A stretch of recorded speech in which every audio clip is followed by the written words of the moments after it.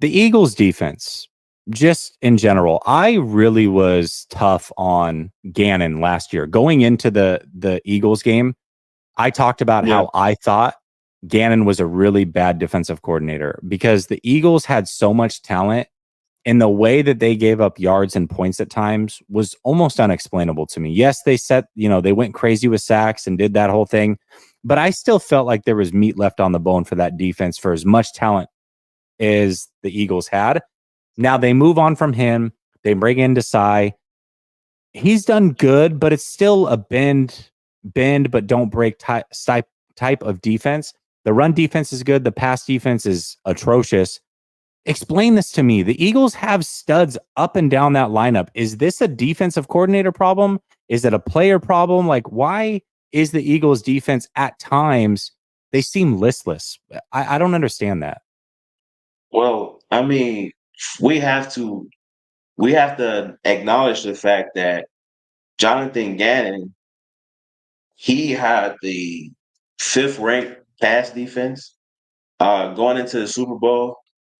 I believe it was we were somewhere around with you guys, so I believe it was like fifth. Um, you look at the sack numbers, we were historic as far as sacks in the season. So um, a lot of the things that are being said about our defensive coordinators, this is a bit overblown. You know, when Okay. you look at the totality of the season, it's not just about a couple games, or you have to look at things in its totality. And Jonathan Gannon, I mean, he was historic. And then you transition into a Sean Desai. This dude's a mastermind. He's been dealing with injuries in the secondary since he got here. So it's a constant shuffle, and he's figuring it out. He's shutting teams out in the second half. It's going to be some point in the ball game to where he's going to take over just from his style of how the adjustments they make. Honestly, you look at the Chiefs game. The Chiefs didn't score the second half. They didn't score. The Dallas Cowboys scored 6 points in the second half. Um, the Buffalo Bills was different, but there's times. I mean, you look at the Dolphins. The Dolphins were on fire when we played them, and they have probably the top offense, and we held them to 17 points. So yeah, and then we had the number one rush defense, so we know what you guys are going to do. Well, we know what opposing teams are how they're going to try to attack us because you're not going to be able to run the ball. So you're going to try to throw the ball, and at some point in these ball games, he's neutralizing those things. So I like Sean Desai more because he's more creative, and he's doing a fantastic job. His adjustments after coming out like into the second half has been brilliant. So, uh, now we're really hard on our defensive coordinators for sure. But I mean, at the end of the day, man, they've been fantastic, all things considered. Uh, yeah. I remember this, Eagles fan. I remember this. That was the loss that catapulted the 49ers into a Super Bowl championship. I remember that. That was the Eagles First blew them season. out. Eagles blew them out in 94.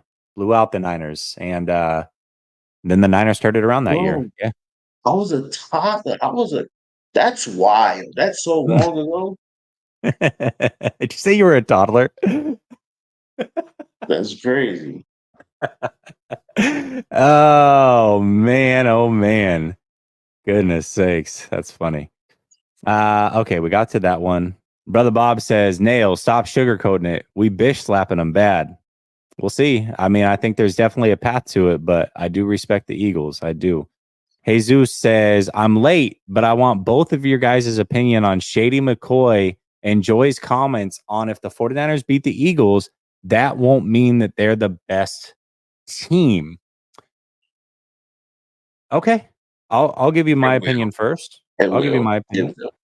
It will. Um, I I actually agree. I mean, these two teams are going to have to play each other again, and no matter who wins, this matchup is likely happening in the NFC Championship. I think this game is great. I think it does mean more for the 49ers than it does the Eagles because if the 49ers lose, they have zero chance at the number 1 seed. If they win, they still need some help. But that number 1 seed is going to be very important, not only because that's the team that travels, but both of these teams have players that contribute that are a little long in the tooth on the other side of 30. That rest is going to be very, very important in a season that is a war of attrition. So this game's important. I think it means a little bit more for the 49ers because of that.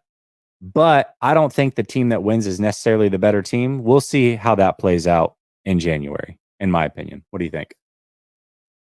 I mean, if you go into Philadelphia and beat, the best team within the last 2 seasons with a combined record of 20-2 at this point of the season last year and now, I mean, you're beating the best team in the NFL at home.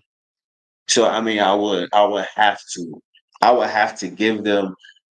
I mean, just from I'm not going to be biased here. From a neutral standpoint, right? We went and beat the Chiefs at home, the defending champions, and I feel like we should have been crowned the best team in the NFL because the Chiefs don't lose at home. They're the reigning champions, and they beat us in the Super Bowl last year. So, um, and then they didn't give it to us then. They still didn't give us our credit. So I'll give credit where credit is due. Um, I feel like if the 49ers can come into Philadelphia and figure out a way to win, I mean, it'll still be a tie. It'll be, 1-1, and maybe the tiebreaker will happen in the NFC Championship game. But there's no guarantees in football. So I would give it to them because I mean, right now we beat you guys last year in the playoffs, so I feel like I have the nod, or I can say with a definitive fact that hey, we're better than you guys. We're better than you because we beat you, right? So I'll give the nod to Philadelphia right now as the better team for obvious reasons. And if the 49ers can come into the league and beat a team that I consider is the best in the NFL, I'll give them a nod. I'll give them the slight edge. Let me clarify. I think from a power ranking perspective, yes, the 49ers would have to be the best team. But I guess what I'm trying to say is being the best team after week 11 and number 1 in the power rankings doesn't win rings. You got to show me in the playoffs, either one of these teams. So that's the way that Yeah. I see it. I agree. Right now, power rankings wise, yes, 49ers number 1. I don't think that's debatable. But power rankings after week 11 don't win championships. They just don't.